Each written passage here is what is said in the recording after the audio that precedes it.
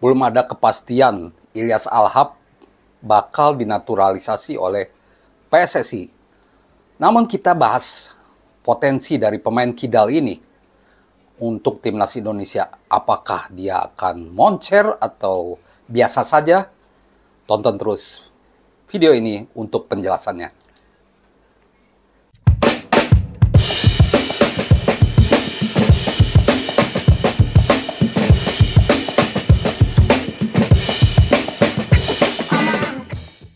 Halo teman-teman, jumpa lagi dengan saya Depri Saipullah. Timnas Indonesia terus mencari pemain terbaik untuk memperkuat skuad. Nama teranyar atau nama yang sering disebut-sebut belakangan ini yaitu Ilyas Alhab. Ini bukan nama baru sebenarnya, karena nama Ilyas Alhab ini sudah muncul sejak awal musim lalu ya, sekitar tahun lalu, dari tahun lalu. Sejak dia masih main di Almer City, Ilyas Alhab diapung-apungkan atau dikedepankan, diangkat beritanya oleh beberapa media di Indonesia. Namun dia sempat tidak terdengar, malah nama-nama lain yang hadir untuk naturalisasi di timnas Indonesia. Ada potensi bagus dari pemain kidal ini, karena ini pemain kidal yang mengandalkan kaki kiri. Sudah lama timnas Indonesia tidak memiliki pemain yang jago cetak gol dengan kaki kiri. Dulu kita punya Boas Salosa, tapi dia sudah tidak main lagi untuk timnas Indonesia. Dia termasuk salah satu pemain tajam dengan timnas Indonesia, mencetak sekitar 14 gol sepanjang karirnya. Dari cukup lama ya, cukup sering. Boas Salosa dari 2004 sampai 2018 dia pernah beberapa kali gabung dengan timnas Indonesia. Kita merindukan pemain-pemain kidal, walaupun memang di timnas Indonesia ada pemain kidal di posisi winger kanan lagi, ada yaitu Witan Sulaiman. Kalau di posisi back ada Elkan Bagot, ada Pratama Arhan, ada Sein Patinama. Tapi untuk posisi penyerang, selain Witan tidak ada lagi.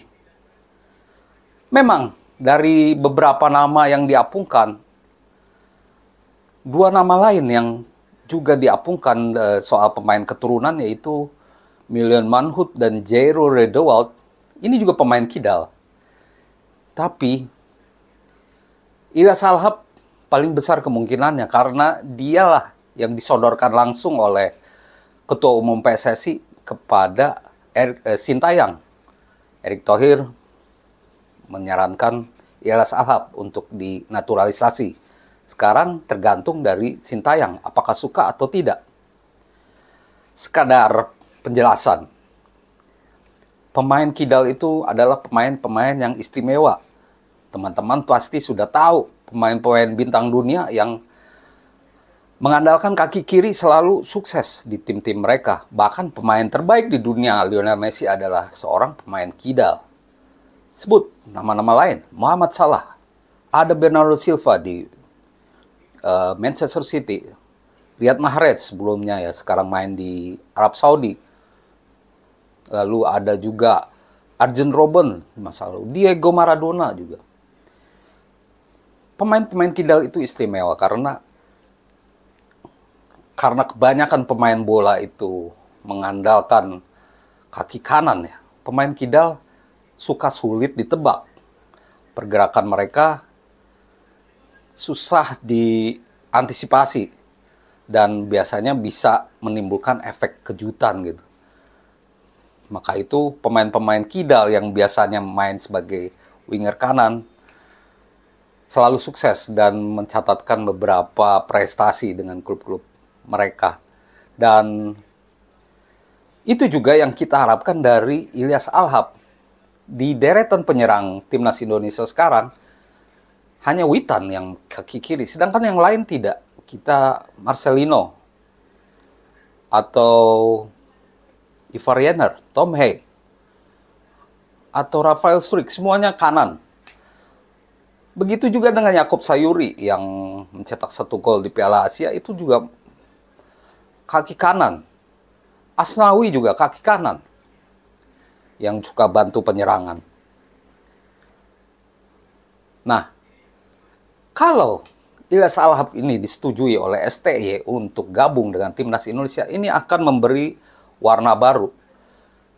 Dan sekadar informasi, statistik Ilyas Alhab ini memang cukup mentereng. Dia boleh disebut lebih berpengalaman ya dibandingkan Milan Manhoef. Milan Manhoef, pemain Stoke City yang saya ulas di video sebelumnya juga bagus. Tapi Ilyas Alhab ini levelnya lebih baik karena dia usianya juga lebih matang, 26 tahun. Dan musim ini dia gabung dengan klub Armenia FC Noah. Dia main 18 kali, mencetak 5 gol dan memberi assist 6 kali. 11 kali ikut dalam proses gol untuk FC Noah dari 18 pertandingan. FC Noah sendiri ada di posisi 2 di Liga Armenia dan mungkin berpeluang juara bersaing dengan klub lainnya di Armenia. Nah, kalau Ilyas Alhab disetujui oleh Sintayong, kita bisa mempunyai deretan penyerang yang lebih lengkap. Misalkan Ilyas Alhab gabung, maka dia akan membentuk formasi idaman kita, 3-4-3 yang biasa dimainkan Sintayong. Dia bisa menjadi winger kanan atau penyerang kanan. Kalau ada Ilyas Alhab, dengan demikian Ragnar Ortmangun yang juga main sebagai winger bisa digeser ke tengah. Karena kalau winger kanan, kalau punya keunggulan dengan kaki kiri biasanya lebih unik gitu, lebih spesial, lebih sulit diduga. Dilihat dari video-videonya yang mungkin teman-teman juga sudah nonton, mungkin setuju dengan saya bahwa memang Ilyas Alhab ini punya potensi yang besar untuk Timnas Indonesia. Semoga saja Sintayong setuju. Dan untuk mengharapkan Ilyas Alhab main Juni nanti cukup besar. Sampai sekarang kita belum tahu ya siapa lagi nama baru yang akan hadir di Timnas Indonesia. Kencang oleh Romeni. Dan sekarang Ilyas Alhab. Semua pemain-pemain ini adalah grade A menurut saya. Dan memang sepantasnya untuk gabung dengan Timnas Indonesia. Karena yang kita butuhkan adalah ketajaman pemain-pemain ini. Ilyas Alhab akan memberi ketajaman itu dan memberi keunikan di permainan Timnas Indonesia yang sudah lama kehilangan seorang sosok winger kanan dengan tipikal kaki kiri. Witan memang juga kaki kiri, tapi dia tidaklah produktif. Dan kadang-kadang sekarang ini lebih banyak sebagai pemain cadangan ketimbang jadi starter. Dia akan tentu bersaing kalau Ilyas Alhab gabung dengan Timnas Indonesia. Semua ini adalah usaha dari PSSI untuk bentuk Timnas Indonesia yang kuat sehingga bisa bersaing di level internasional. Karena 2024 ini kita memiliki banyak target, yaitu lolos putaran 3 Piala Dunia, kualifikasi Piala Dunia 2026, di mana kita masih melakukan 4 laga, melawan Vietnam 2 kali, melawan Irak dan juga Filipina, lalu Piala Asia U23. Ilyas Alhab tidak akan gabung tim junior karena usianya udah 26 tahun. Tapi target lolos putaran 3 ini akan menarik. Ada peluang untuk lolos kalau Timnas Indonesia lebih kuat. Saat ini kita masih harap-harap cemas bagaimana naturalisasi Ragnar Ortmangun dan Tom Hai. Diharapkan bisa segera diproses pada awal Maret dan maksimal main tanggal 26 Maret nanti. Juga Nathan Chuaon yang ini belum tiba juga di Indonesia untuk mengambil sumpah.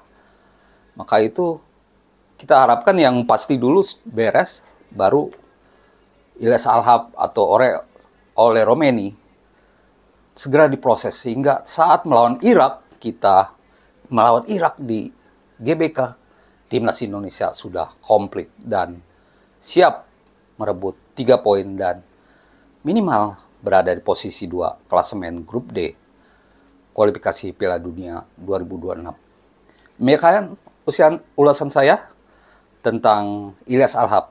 Semoga memberi informasi yang mencerahkan buat teman-teman semua. Terima kasih dan salam olahraga.